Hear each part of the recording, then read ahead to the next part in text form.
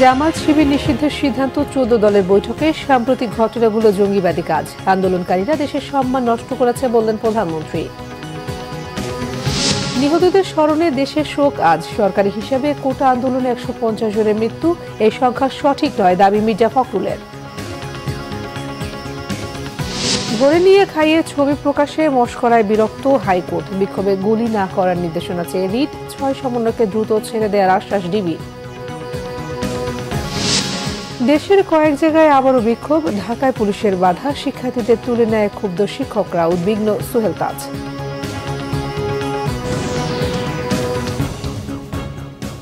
দেখছিলেন সংবাদ শিরোনাম, এবারে বিস্তারিত। জামায়াত শিবিরের রাজনীতি নিষিদ্ধের সিদ্ধান্ত হয়েছে 14 দলের বৈঠকে, জানিয়েছেন আওয়ামী লীগের সাধারণ সম্পাদক ওবায়দুল কাদের। গণভবনে প্রধানমন্ত্রী শেখ হাসিনার সঙ্গে 14 দলের কেন্দ্রীয় নেতাদের জরুরি বৈঠক শেষে একথা জানান তিনি। কোটা সংস্কার আন্দোলনকে কেন্দ্র করে সাম্প্রতিক ঘটনাগুলোকে জঙ্গিবাদী বলে উল্লেখ করেন প্রধানমন্ত্রী। বলেন, কোটা কোনো ইস্যু নয়, দেশকে ধ্বংস করাই আসল উদ্দেশ্য। তাইমুর রশিদের রিপোর্ট। গণভবনে সোমবার বিকেলে 14 দলের কেন্দ্রীয় নেতাদের সঙ্গে বৈঠক করেন আওয়ামী লীগ সভাপতি ও প্রধানমন্ত্রী শেখ হাসিনা। সূচনা বক্তব্যে প্রধানমন্ত্রী বলেন, বাংলাদেশে যে ঘটনাগুলো ঘটছে তা রাজনৈতিক কিছু না, একেবারেই জঙ্গিবাদী কাজ। বাংলাদেশের যে ঘটনাগুলি ঘটছে আসলে এটা তো রাজনৈতিক কিছু না, এটা সম্পূর্ণ জঙ্গিবাদী কাজ, একেবারে জঙ্গিবাদী কাজ। তাদের এবার আর এখানে যারা ওই শিবির, ছাত্রদল, বিএনপি, জামাত এরাই কিন্তু, এবং জঙ্গিরা এরাই কিন্তু আজকে আমাদের উপর থাবা দিয়েছে। শেখ হাসিনা বলেন, বিশ্বব্যাপী বাংলাদেশের নাম শুনলেই সবাই সমীহ করে। উন্নয়নের ফলে বাংলাদেশ আজ বিশ্বব্যাপী মর্যাদার আসনে। এসব ধ্বংস করাই ছিল মূল উদ্দেশ্য। এদের উদ্দেশ্যটা এখন বোঝা যাচ্ছে যে এটা কোটা কোনো ইস্যু না। একে যে কটা প্রতিষ্ঠান বাংলাদেশের জনগণের সেবা দেয়, যে কতটা প্রতিষ্ঠান বাংলাদেশের মানুষের জীবন মান উন্নত করে, সেটাই ধ্বংস করা, অর্থাৎ বাংলাদেশটাকে যেন ধ্বংস করে ফেলা। পরে বৈঠক শেষে ব্রিফিংয়ে আওয়ামী লীগ সাধারণ সম্পাদক ওবায়দুল কাদের জানান, জাতীয় স্বার্থে জামাত শিবিরের রাজনীতি নিষিদ্ধের সিদ্ধান্ত হয়েছে। সর্বসম্মতিক্রমে সিদ্ধান্ত হয় জামাত শিবির গোষ্ঠীর অপশক্তির রাজনীতি নিষিদ্ধ করার জন্য। জামাত শিবির নিষিদ্ধ করার সর্বসম্মত সিদ্ধান্ত গৃহীত হয়। এই সিদ্ধান্ত সরকার দ্রুত বাস্তবায়ন করবে বলে আশা প্রকাশ করেন 14 দলের শরিক নেতারা। জামাত শিবির সন্ত্রাসী গোষ্ঠী রাষ্ট্রের উপরে আক্রমণটা এখনো বন্ধ করেনি। তাই মনে করি বাংলাদেশের সাংবিধানিক ধারা, গণতান্ত্রিক ধারা, রাজনীতিকে রক্ষা করতে হলে বাংলাদেশের সন্ত্রাসী, জঙ্গি, সশস্ত্র গোষ্ঠীর রাজনীতি ধ্বংস করার লক্ষ্যে তা নিষিদ্ধ করা দরকার। আমাদের প্রস্তাব দিয়েছি, আশা করছি দেশের প্রধানমন্ত্রী শেখ হাসিনা তার সরকার নিয়ে প্রয়োজনীয় প্রশাসনিক পদক্ষেপ করবে। 14 দল মনে করে যে এই মুহূর্তে আজকে আর সময় ক্ষেপণ না করে জামাত শিবিরকে নিষিদ্ধ গ্রহণ করতে হবে এবং তার মধ্য দিয়ে এই দেশকে সামনের দিকে যাতে সন্ত্রাসী জঙ্গি উত্থান না ঘটাতে পারে সে ব্যবস্থা নিতে হবে। এই জন্য আমরা সিদ্ধান্ত নিয়েছি এবং সরকারকে অনুরোধ জানিয়েছি। আমরা আশা করি মাননীয় প্রধানমন্ত্রী এ ব্যাপারে তার প্রয়োজনীয় ব্যবস্থা গ্রহণ করবেন। নিশ্চয়ই 1-2 দিনের মধ্যেই আমরা এই সিদ্ধান্ত পাব। দেশবিরোধী ষড়যন্ত্রের বিরুদ্ধে সবাইকে সচেতন থাকার আহ্বানও জানান 14 দলের কেন্দ্রীয় নেতারা। তাইমুর রশিদ, বাংলা ভিশন, ঢাকা। বৈষম্য বিরোধী ছাত্র আন্দোলনকারীরা দেশের সম্মান ধূলিসাৎ করেছে এমন মন্তব্য করেছেন প্রধানমন্ত্রী শেখ হাসিনা। সোমবার গণভবনে ছাত্রলীগের নেতৃত্বের সাথে মতবিনিময় অনুষ্ঠানে প্রধানমন্ত্রী সব কথা বলেন। সরকার প্রধান বলেন, আন্তর্জাতিকভাবে বাংলাদেশের ভাবমূর্তি বিনষ্টের পাশাপাশি দেশের মানুষের মৌলিক অধিকার ও উন্নত জীবন নিশ্চিতে তার সরকার কাজ করেছে, কিন্তু তাকে খাটো করতে কোটা সংস্কার আন্দোলনের নামে দেশের সম্মান টেনে নামানো হলো। কার স্বার্থে এগুলো করা হলো প্রশ্ন রাখেন প্রধানমন্ত্রী। আন্তর্জাতিকভাবে মাথা উঁচু করে বাংলাদেশ যাতে চলতে পারে সেই সম্মান তিনি এনে দিয়েছেন উল্লেখ করে শেখ হাসিনা আরও বলেন, তা কেউ অস্বীকার করতে পারবে না। প্রধানমন্ত্রী ছাত্রলীগের নারী নেতাদের খোঁজ খবর নেন এবং তাদের পাশে থাকার প্রতিশ্রুতি দেন। বাংলাদেশ হলো একটা মানে সমীকরণ এবং মর্যাদার সাথে থাকে, কিন্তু তাদের এই আন্দোলন করে আর আমাকে খাটো করতে যে বাংলাদেশটাকে কোথায় টেনে নামালো সেটা একবার বোধহয় তারা চিন্তা করে না। এদের মধ্যে যদি এতটুকু দেশপ্রেম থাকতো, এতটুকু দায়িত্ববোধ থাকতো, তাহলে হয়তো এটা করতো না যে বাংলাদেশটাকে আমি দিন রাত অক্লান্ত পরিশ্রম করি আজকে বিশ্বে একটা সম্মানের জায়গায় নিয়ে এসলাম, সেটাকে ধূলিসাৎ করে দিল। সেই ৭৫ সালের পর থেকে কোটা সংস্কার আন্দোলনকে ঘিরে নিহতদের স্মরণে মঙ্গলবার সারা দেশে শোক পালনের সিদ্ধান্ত নিয়েছে মন্ত্রিসভা। সোমবার সচিবালয়ে এক সংবাদ সম্মেলনে এ তথ্য জানিয়েছেন মন্ত্রিপরিষদ সচিব মোহাম্মদ মাহবুব হোসেন। তিনি জানান, শোক পালন উপলক্ষে কালো ব্যাচ ধারণ ও মসজিদগুলোতে দোয়া করা হবে। মন্দির, গির্জা, প্যাগোডাতে থাকবে বিশেষ প্রার্থনা। বিস্তারিত জানাচ্ছেন জিয়াউল হক সবুজ। ৩ সপ্তাহের বিরতির পর সোমবার প্রধানমন্ত্রীর কার্যালয়ে অনুষ্ঠিত হয়েছে মন্ত্রিসভার চতুর্দশ বৈঠক। প্রধানমন্ত্রী শেখ হাসিনার সভাপতিত্বে বৈঠকে দেশের সাম্প্রতিক কোটা সংস্কার আন্দোলন ঘিরে সহিংসতায় হতাহতের বিষয়ে এক প্রতিবেদন উপস্থাপন করেন স্বরাষ্ট্রমন্ত্রী আসাদুজ্জামান খান। এ নিয়ে সার্বিক আলোচনার পর সারা দেশে শোক পালনের প্রস্তাব গ্রহণ করে মন্ত্রিসভা। কোটা আন্দোলন নিয়ে যারা হতাহত ঘটনায় যারা নিহত হয়েছেন তাদের জন্য একটি শোক প্রস্তাব গ্রহণ করেছেন। সেই শোক প্রস্তাবটা আনুষ্ঠানিকভাবে নেওয়া হয়েছে। আর দ্বিতীয় যেটা করা হয়েছে সেটা আগামীকাল দেশব্যাপী শোক পালন করা হবে এবং সেই শোক পালন অংশ হিসেবে কালো ব্যাজ ধারণ করা হবে এবং মসজিদে দোয়া, মন্দির, গির্জা, প্যাগোডায় প্রার্থনা করা হবে। মন্ত্রিসভার বৈঠকে এদিন মহেশখালী কুতুবদিয়া সমন্বিত উন্নয়ন কর্তৃপক্ষ আইনের খসড়ায় চূড়ান্ত অনুমোদন সহ মোট 9টি বিষয়ে আলোচনা হয় বলে জানান মন্ত্রিপরিষদ সচিব। ভারতের সাথে আমাদের বিমান চলাচলের একটি দ্বিপাক্ষিক চুক্তি ছিল, সেটি 1978 সালে করা। নতুন ফরম্যাটে করা হয়েছে, যে ফরম্যাটটা আইকাও স্ট্যান্ডার্ড তৈরি করেছে, সেটা ফরম্যাট যে চুক্তিগুলো এরকম হতে হবে, এরকম স্ট্যান্ডার্ড এবং এরকম ল্যাঙ্গুয়েজগুলো থাকতে হবে, ঠিক সেইভাবে এটা করা হয়েছে। কোটা আন্দোলনের ঘটনায় দেশজুড়ে সংঘাত সহিংসতায় এ পর্যন্ত 150 জন নিহতের তথ্য স্বরাষ্ট্রমন্ত্রী মন্ত্রিসভাকে অবহিত করেন বলে জানিয়েছেন মন্ত্রিপরিষদ সচিব। আজকে বোধহয় আরো 3টি যোগ হয়েছে, 150 উনি বলেছেন। জিয়াউল হক সবুজ, বাংলা ভিশন, ঢাকা। বিএনপির মহাসচিব মির্জা ফখরুল ইসলাম আলমগীর বলেছেন, চলমান আন্দোলনে সরকারের অত্যাচার, নির্যাতন চালানোর ঘটনাকে বর্বরোচিত ও কাপুরুষোচিত। গণমাধ্যমে পাঠানো এক বিবৃতিতে অবিলম্বে দমন নিপীড়ন বন্ধের দাবি জানান তিনি। বিএনপির মহাসচিব অভিযোগ করেন, ইন্টারনেট সংযোগ বিচ্ছিন্ন করে ভয়ভীতি দেখিয়ে নির্যাতনের চিত্র প্রকাশ হতে দিচ্ছে না সরকার। কারফিউ চলা অবস্থায় ব্লক রেড দিয়ে গ্রেফতারের নিন্দা জানান তিনি। আন্দোলনকারীদের বাসায় অভিযানের নামে লুটপাটের অভিযোগও করছেন মির্জা ফখরুল। সব দায় নিয়ে সরকারকে পদত্যাগের আহ্বান জানান তিনি। বলেন, চলমান আন্দোলনে সরকার প্রকাশিত নিহতদের নাম ও সংখ্যা গ্রহণযোগ্য নয়। অবিলম্বে নিহতদের তালিকা প্রকাশের দাবি জানান বিএনপির মহাসচিব। সেই সাথে মামলা প্রত্যাহার, রিমান্ডের নির্যাতন বন্ধ ও অবিলম্বে সবার মুক্তির জোর দাবি জানান মির্জা ফখরুল ইসলাম আলমগীর। খাবার টেবিলে বসিয়ে ছবি প্রকাশ করা জাতির সাথে মশকরা বলে মন্তব্য করেছে হাইকোর্ট। কোটা আন্দোলনে 6 সমন্বয়কারীকে ডিবির হেফাজত থেকে মুক্তি এবং আন্দোলনকারীদের উপর গুলি না চালানোর নির্দেশনা চেয়ে করা রিটের শুনানিতে আদালত এই মন্তব্য করে। মঙ্গলবার শুনানির পরবর্তী তারিখ দিয়েছে আদালত। আহমেদ সরোয়ারের রিপোর্ট। বৈষম্য বিরোধী ছাত্র আন্দোলনের 6 সমন্বয়কারীকে শুক্রবার হেফাজতে নেয় ডিএমপির গোয়েন্দা বিভাগ। তাদেরকে পরিবারের কাছে ফিরিয়ে দিতে সোমবার হাইকোর্টে রিট করেন মঞ্জুর মতিন সহ 2 আইনজীবী। রিটে আন্দোলনকারীদের উপর গুলি না চালানো এবং ডিবির হেফাজতে নেওয়া সমন্বয়কারীদের পরিবারের কাছে ফিরিয়ে দেওয়ার নির্দেশনা চাওয়া হয়। বিচারপতি মোস্তফা জামান ইসলাম ও বিচারপতি এস এম মাসুদ হোসেন দোলনের হাইকোর্ট বেঞ্চে রিটের শুনানিতে যে কাউকে ধরে খাবার টেবিলে বসানো এবং তা প্রকাশ করা নিয়ে মন্তব্য করে আদালত। আমরা আদালতে বলেছি, নিরস্ত্র প্রতিবাদকারীদের উপরে গুলি চলতে পারে না, যেটিকে ইংরেজিতে লাইভ রাউন্ড বলা হয়, সেটি করার কোনো সুযোগ নেই। আর অনেক ভিডিও আপনারা দেখেছেন, একটি কিশোর 4 তলা একটা নির্মাণাধীন ভবন থেকে সে ঝুলে রয়েছে, তার কিচ্ছু করার উপায় নেই, ওই অবস্থায় তার উপর গুলি চলেছে অনেকবার। আপনারা দেখেছেন রিয়া গোপ তার বাবার কোলে গুলিবিদ্ধ হয়েছে। আরেক শিশু, সে তার চোখ দিয়ে গুলি ঢুকেছে, মাথার পেছন দিক দিয়ে বেরিয়ে গেছে। জিজ্ঞেস করুন সে কোথায় ছিল? তার বাসায়, ঘরের ভেতর, জানালা দিয়ে বাইরে তাকিয়েছিল। এই তার অপরাধ।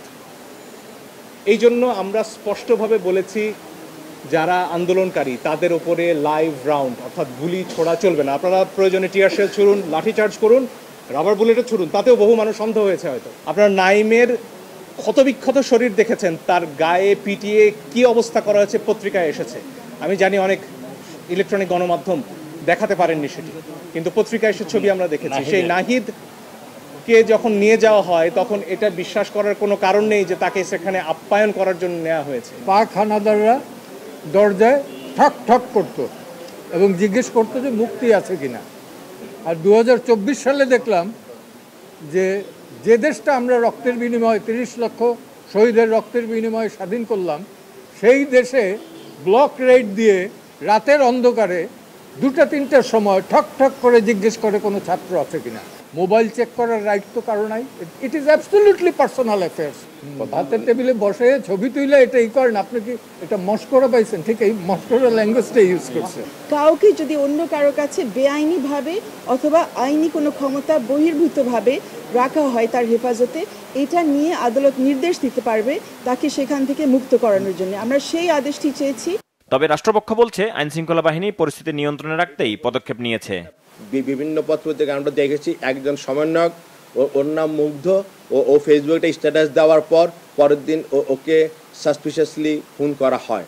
তাহলে গতকাল আমরা দেখেছি বলা হয়েছে এদের নিরাপত্তার জন্যই এদেরকে নিরাপত্তা প্রদান করা হচ্ছে। এখানে আমাদের বুঝতে হবে গ্রেফতার বা ডিটেনশন এক জিনিস, আর যে কোনো নাগরিককে নিরাপত্তা প্রদান করা আরেকটা জিনিস। আগামীকাল আবার শুনানি হবে, শুনানি অন্তে পরবর্তী আদেশ হবে।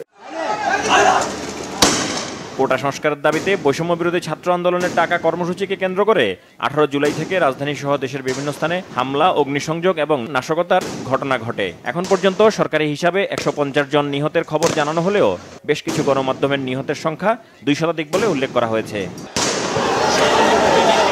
আহমেদ সরওয়ার, বাংলা ভিশন, ঢাকা। ডিবি হেফাজতে থাকা কোটা আন্দোলনে 6 সমন্বয়ক ভালো আছেন বলে জানিয়েছেন তাদের স্বজনরা। দ্রুতই তাদের পরিবারের কাছে দিয়ে দেওয়া হবে বলে জানিয়েছেন অতিরিক্ত police commissioner Harun Rashid.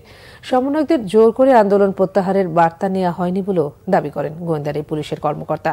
Report করেছেন SM ফয়েজ।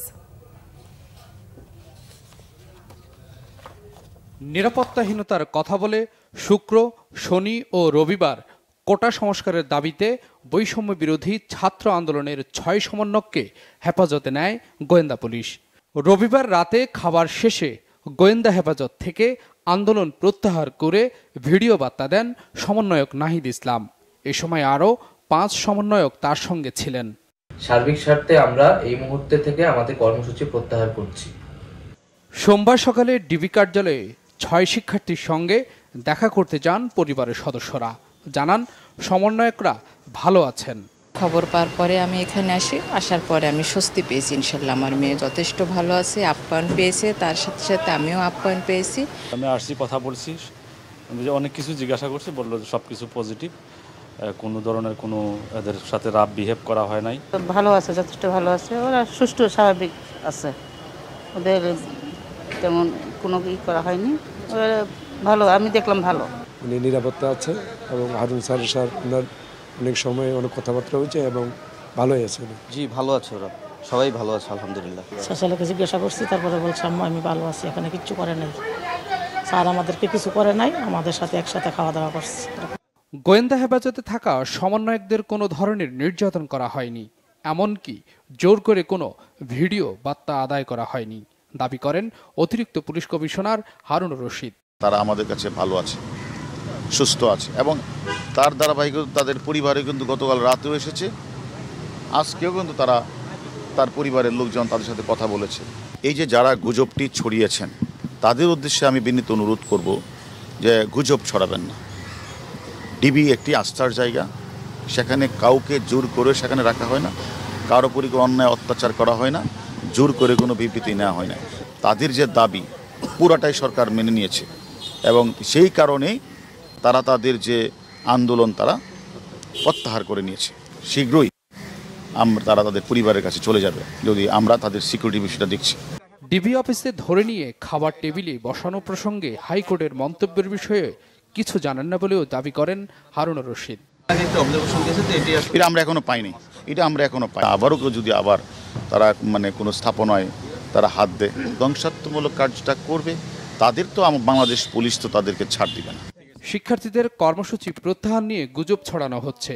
নিরাপত্তার জন্যই তাদেরকে হেফাজতে রাখা হয়েছে, দাবি গোয়েন্দাদের। S M Foyez, Bangla vision, Dhaka. কোটা সংস্কার আন্দোলন ঘিরে হতাহতের ঘটনার সুষ্ঠু তদন্ত ও বিচার সহ ৯ দফা দাবিতে দেশের বিভিন্ন জায়গায় বিক্ষোভ করেছে শিক্ষার্থীরা। চট্টগ্রামে বিক্ষোভের সময় শিক্ষার্থীদের সাথে পুলিশের ধাওয়া পাল্টা ধাওয়া হয়েছে। রাজশাহী বিশ্ববিদ্যালয়ে শিক্ষার্থীদের বিক্ষোভে যোগ দেন কয়েকজন শিক্ষকও। প্রতিনিধিদের পাঠানো তথ্য ছবিতে ডেস্ক রিপোর্ট। সোমবার বিকাল ৩টায় চট্টগ্রামের চারাগি পাহাড় মোড়ে বিক্ষোভ শুরু করেন শিক্ষার্থীরা। ঘটনাস্থল থেকে পুলিশ ২ জনকে আটক করতে গেলে শিক্ষার্থীরা বাধা দেয়। পরে সাউন্ড গ্রেনেড ছুড়ে পুলিশ শিক্ষার্থীদের ছত্রভঙ্গ করে দেয়।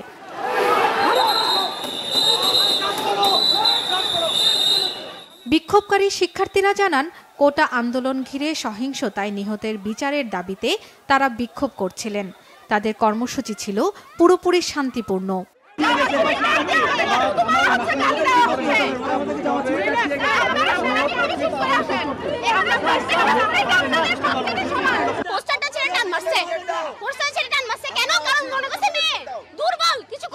আমাদের যে ছাত্র ভাইয়েরা মিথ্যার কিছু মামলায় গ্রেপ্তার হয়েছে, আমরা আমাদের ছাত্র ভাইদের মুক্তির দাবি জানাচ্ছি। এদিকে ঠাকুরগাঁও সরকারি বালক উচ্চ বিদ্যালয়ের সামনে পুলিশের ব্যারিকেডের মধ্যেই মিছিল করেন শিক্ষার্থীরা।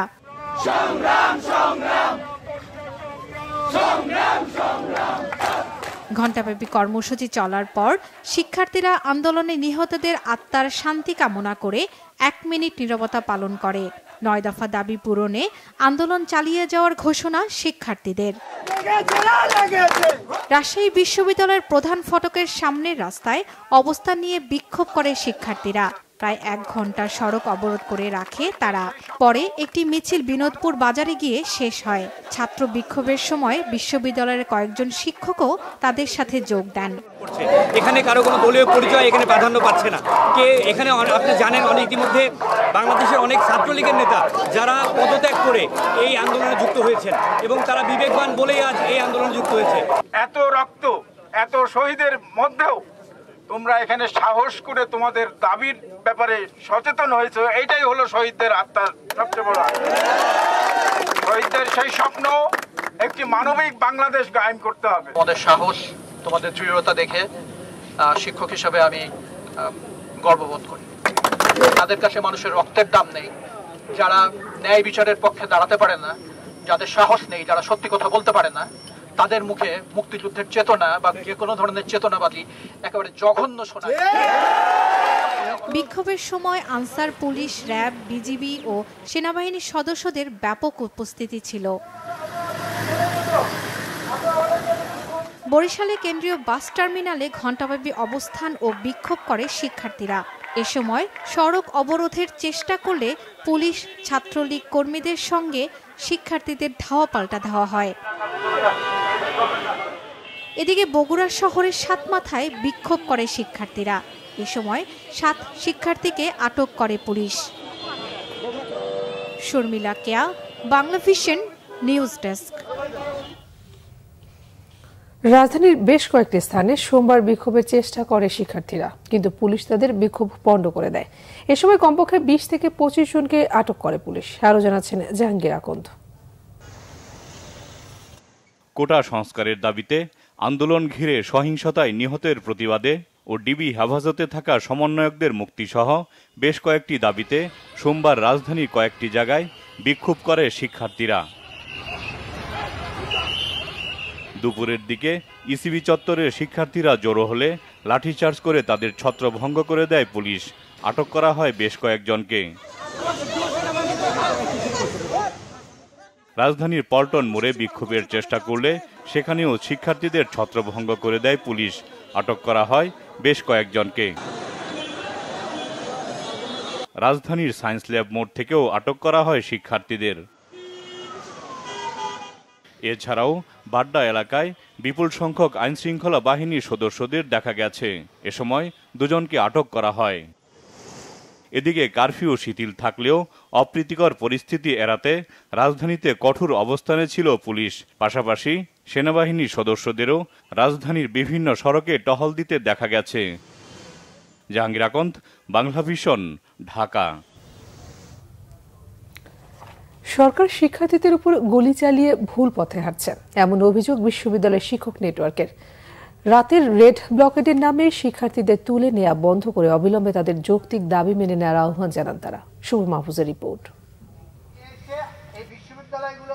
শিক্ষার্থীদের গুলি করে হত্যা ও নির্যাতনের প্রতিবাদ করায় দুজন শিক্ষকের বিরুদ্ধে শাহবাগ থানায় জিডি করার প্রতিবাদে নিপীড়ন বিরোধী শিক্ষক সমাবেশ করে বিশ্ববিদ্যালয় শিক্ষক নেটওয়ার্ক।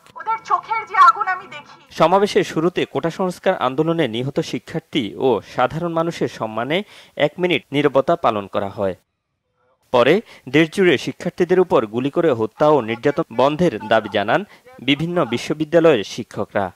আর আমাদের যে সন্তানরা, যে ছাত্ররা যে অধিকারের জন্য যে বৈষম্যহীনতার বিরুদ্ধে দাঁড়িয়েছে, লড়াই করছে, তারা হচ্ছে মুক্তিযোদ্ধাদেরই উত্তরসূরি। এই লড়াইয়ের ফলাফল কি হবে সেটা ইতিহাসই আমাদেরকে নির্দেশ করছে। হাজার হাজার মামলা হচ্ছে, মামলাটা হলো পুলিশের মামলাবাজি, এবং সেই মামলাবাজি হলো পুলিশের ব্যবসা। আপনারা এই ব্যবসা বন্ধ করুন। ছাত্রছাত্রীদেরকে বিরুদ্ধে অযথা মিথ্যা মামলা ঘর থেকে বাচ্চাদেরকে ধরে নিয়ে আসতেছেন। যদি গুলি না চলতো, বিশ্ববিদ্যালয়গুলো বন্ধ না হতো, শিক্ষার্থীরা তাদের ক্লাসে থাকতো, শিক্ষকরা ক্লাসে পড়াতো। যদি শিক্ষার্থীদের প্রতি অন্যায় না হতো, অবিচার না হতো, নিপীড়ন না হতো, শিক্ষার্থীরা রাস্তায় আসতো না, শিক্ষকও শিক্ষার্থীর গায়ে গুলি লাগার প্রতিবাদে রাস্তায় আসতো না। এ সময় দেশে চলমান পরিস্থিতি নিয়ে প্রশাসন ও কিছু গণমাধ্যমের ভূমিকা নিয়েও প্রশ্ন তোলা হয়। আমরা খুবই হতাশ এবং অবাক হলাম যে বাংলাদেশের টিভি চ্যানেলগুলো থেকে আমরা অসম্পূর্ণ এবং খণ্ডিত সব খবর পাচ্ছি। একটা আইনি ব্যবস্থার মধ্যে একটি রাষ্ট্রে একটা মানুষকে জোর করে তুলে নিয়ে যাবে একটি সংস্থা, এটা কোন দেশে আছি? আমি হয়তো এখান থেকে বের হয়ে বাসা পর্যন্ত যেতে পারবো না, তখন হয়তো আমাকেও তুলে ফেলবে, হয়তো বা কেউ জানতেই পারবে না। আজকে যদি কিছু বলে যাই, এক পলক ঘুমাতে পারি, যেই বাবা মার বুকটা খালি হয়ে গেছে, তাদের ঘরে কি চলে, কোথায় আছে তারা, কিভাবে আছে? আমার ছাত্রছাত্রী, আমাদের মেয়ে ছাত্রছাত্রীদের উপর যে লাঞ্ছনা হয়েছে, তার বিচার বিধাতা করবেন, তার বিচারের জন্য আমরা নেমেছি। মধ্যরাতের ধরপাকড়, মধ্যরাতের কারফিউ, বাচ্চাদেরকে তুলে নিয়ে যাওয়া, ভাতের হোটেল খোলা, ইত্যাদি ইত্যাদি, এগুলোর মধ্য দিয়ে অস্থিরতা আমরা টের পাচ্ছি। সাংবাদিকতা কোনো চাকরি না, শিক্ষকতা কোনো চাকরি না, দায়িত্ব ইনভলভ আছে এখানে। এই দুইটা অর্গান একটা রাষ্ট্রের যখন নষ্ট হয়ে যায়, সেই রাষ্ট্র ভালো থাকতে পারে না। সমাবেশে জাহাঙ্গীরনগর বিশ্ববিদ্যালয়ের অধ্যাপক সাইদ ফেরদৌস বলেন, স্বাধীনতার পর থেকে এমন ভয়াবহতা কেউ দেখেনি। ছোট্ট 4 বছর, 6 বছর, 7 বছর, 12-13 বছরের বাচ্চারা হঠাৎ করে কোথা থেকে উড়ে আসা বুলেটে মারা যাচ্ছে। 17 বছরের বাচ্চাদেরকে রিমান্ডে নিয়ে যাওয়া হচ্ছে। একটা রাষ্ট্র কতটা দেউলিয়া হলে এইরকম ঘটনা একটার পর একটা ঘটতে পারে। সরকারকে শিক্ষার্থী নির্যাতনের পর থেকে সরে আসার আহ্বান জানান শিক্ষকরা। বৈষম্য বিরোধী আন্দোলন তার যে। শুভ মাহফুজ, বাংলা ভিশন, ঢাকা। কোটা সংস্কার আন্দোলনের 6 সমন্বয়কে দেখতে গিয়ে ডিবি কার্যালয়ে গিয়েছিলেন সাবেক স্বরাষ্ট্র প্রতিমন্ত্রী সুহেল তাজ। তবে তাকে দেখা করার অনুমতি দেয়া হয়নি। পরে সুহেল তাজ সাংবাদিকদের বলেন, তিনি হেফাজতে থাকা সমন্বয়কদের আটক করা হয়েছে কিনা তা জানতে এসেছিলেন। বলেন, বিবেকের তাড়না থেকেই তিনি ছাত্রনেতাদের খোঁজ নিতে এসেছেন। এই বিবেকের নাড়ার কারণেই আজকে আমি ব্যক্তিগতভাবে ডিবি অফিসে এসেছি। কেন এসেছি? আমি ডিবি প্রধানের কাছে 3টা প্রশ্ন নিয়ে এসেছিলাম। আমার প্রথম প্রশ্ন ছিল যে এই 6 জন সমন্বয়কারীকে গ্রেফতার করা হয়েছে নাকি সেফ কাস্টাডিতে নেওয়া হয়েছে। দ্বিতীয় প্রশ্ন, যদি অ্যারেস্ট হয়ে থাকে তাহলে আমার কোনো প্রশ্ন নাই, আমার কোনো দাবি নাই, কিন্তু যদি সেফ কাস্টাডি হয়ে থাকে তাহলে আমি তাদের সাথে দেখা করতে চাই।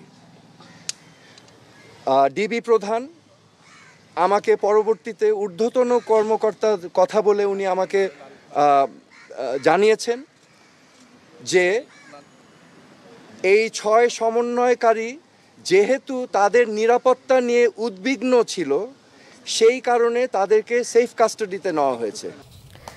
সংবাদ শেষ করব শিরোনামগুলো আরেকবার জানিয়ে। জামাত শিবির নিষিদ্ধের সিদ্ধান্ত 14 দলের বৈঠকে। সাম্প্রতিক ঘটনাগুলো জঙ্গিবাদী কাজ বলেছেন প্রধানমন্ত্রী। ছাত্রলীগের পাশে থাকার প্রতিশ্রুতি।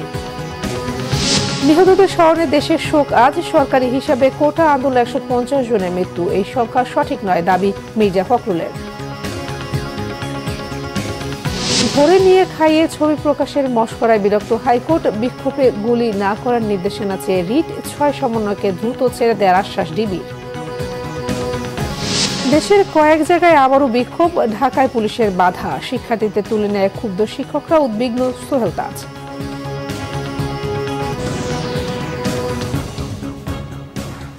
এই ছিল এখনকার মতো। পরে সংবাদ সকাল 10টায়, এর আগে 9টায় রয়েছে নিউজ টপ 10 দেখার আমন্ত্রণ রইল। এছাড়া বাংলাভিশন সংবাদ এবং সংবাদ সংশ্লিষ্ট অনুষ্ঠান দেখতে ভিজিট করুন www.bvnews24.com ও facebook.com/banglavisionnews এবং সাবস্ক্রাইব করুন youtube.com/banglavisionnews। ধন্যবাদ সবাইকে।